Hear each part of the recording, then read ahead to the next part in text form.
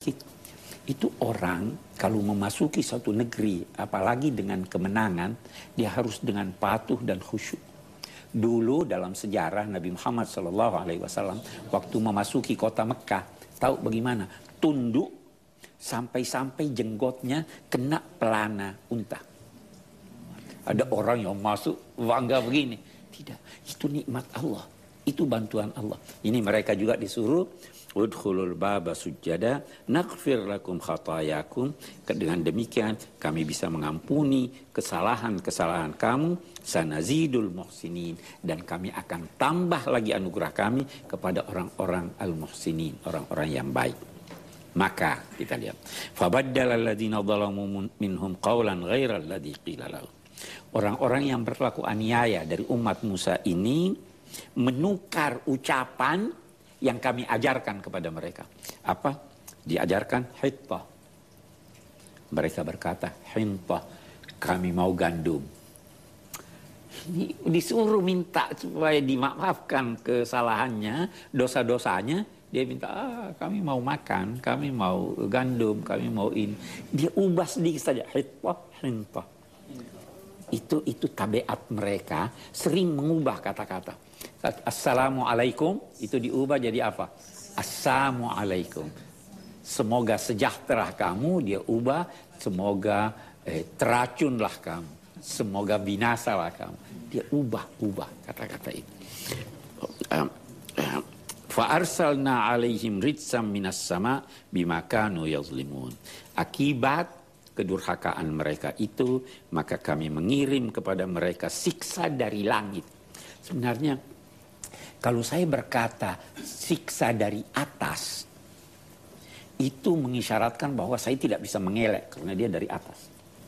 Kalau siksa dari bawah, serangan dari bawah, Anda masih bisa mengelak. Iya. Kalau serangan dari atas, dia kontrol Anda. Nah, jadi bisa saja rijzam minas sama, suatu siksa yang mereka sama sekali tidak bisa mengelak karena dia dari langit atau dia dari atas. Sama itu artinya apa yang di atas Anda itu sama. Ini sama. Ini bukan cuma langit, apa yang di atas Anda. Bima kanu yazlimun. Baru dilanjutkan, coba tanya kepada was'alhum anil qaryati allati kanat hadiratal bahr. Wahai Nabi Muhammad, coba tanya kepada mereka tentang negeri yang berada di pinggir laut. Ada negeri berada di pinggir laut, sementara ulama berkata itu negeri itu sekarang namanya Ilat di Israel. Nah, coba tanya, ada satu peristiwa yang semua orang tahu, tapi mungkin mereka malu untuk menceritakannya.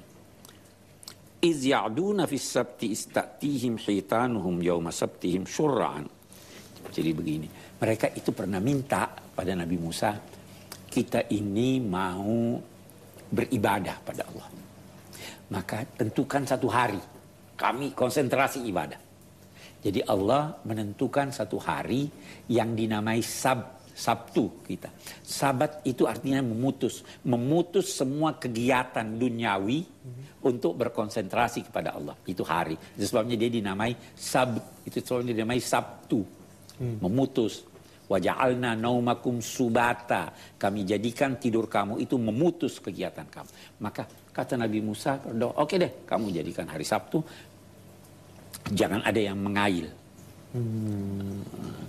Tapi mereka ini, sebagian mereka itu curang. Nah, bagaimana kecurangannya? Kita ceritakan. Sebentar lagi dan juga kesempatan untuk Anda yang ada di studio memberikan pertanyaan langsung kepada Pak Quraisy. Tetap bersama Metro TV.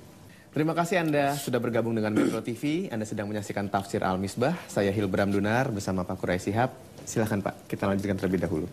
Oke, jadi ayat 163 itu berbicara, mereka minta supaya hari Sabtu itu tidak ada kegiatan kecuali beribadah kepada Allah. Maka diterima permintaan mereka. Dilarang mengail.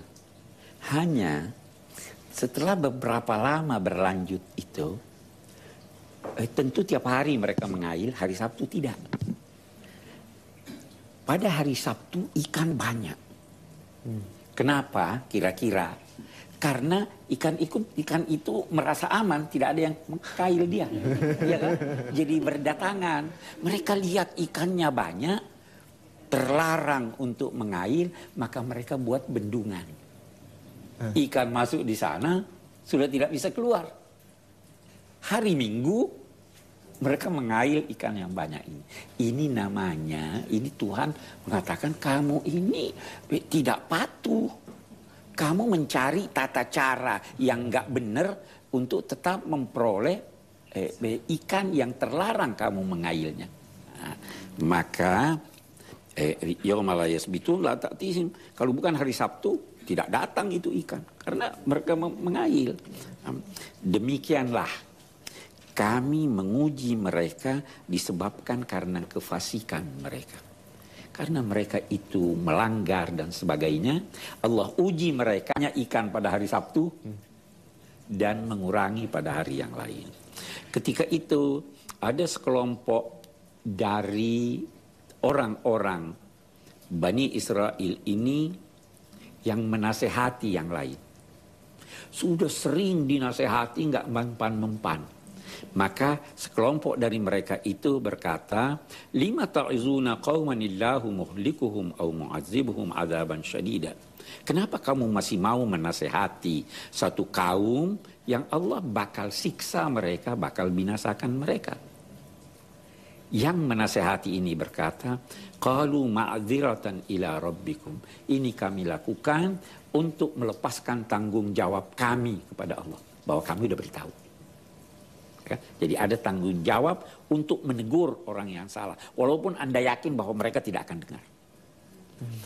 La'allahum yattaqun, mudah-mudahan mempanlah kami punya nasihat itu sehingga mereka menghindar dari bencana, dari siksa. Falamma nasu ma dzukkiru bihi anjaynal ladzina yanhauna 'anis-su'. Maka ketika mereka itu yang durhaka melupakan, meninggalkan apa yang diingatkan kepada mereka, kami Allah menyelamatkan orang-orang yang melarang orang lain melakukan keburukan, sedangkan orang-orang yang berlaku aniaya, yakni yang berlaku kedurhakaan dan diam tidak mau memberi nasihat, ditimpakan oleh Allah siksa yang pedih karena kedurhakaan mereka. Ketika mereka telah melampaui batas menyangkut apa yang dilarang kepada mereka, qulna lahum kunu qiradatan khasiin, kami berfirman kepada mereka bahwa jadilah kalian kera-kera yang terkutuk. Tidak harus kita pahami kera itu betul jadi kera, tapi jadilah sifat-sifat kera. Kera itu tidak pernah malu. Ya toh? Kera itu paling pandai meniru.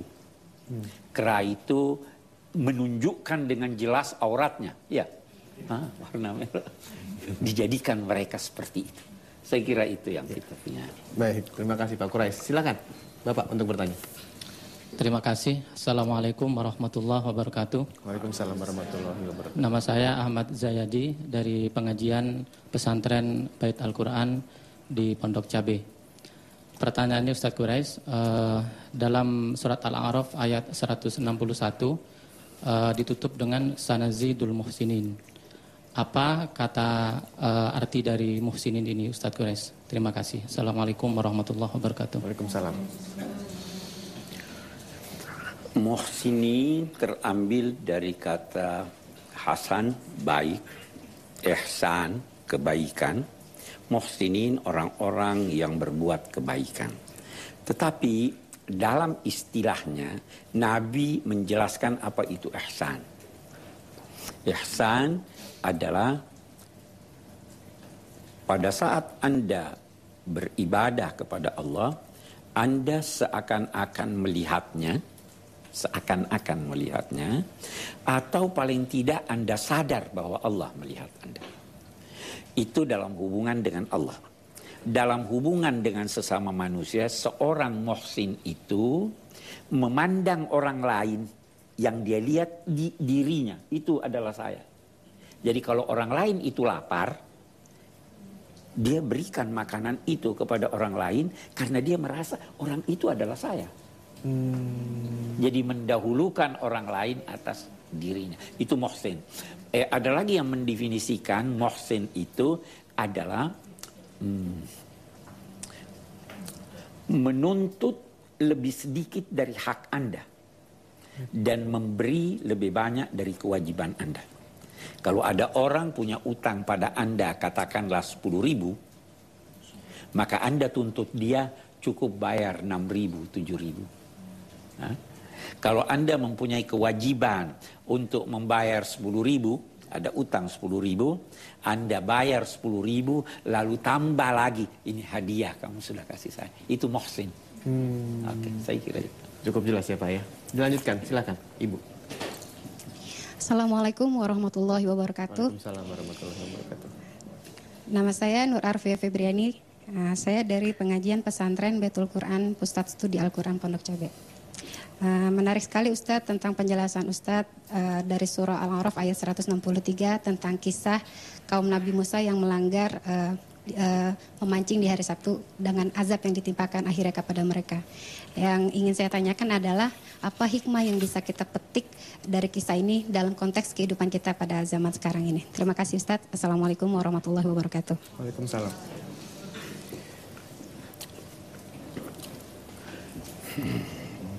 Susah soalnya. Baik, kita lihat, kita berusaha lihat. Yang pertama, ikutilah tuntunan Allah, perintah Allah dengan tulus. Jangan cari-cari alasan untuk mengelak. Ya kan?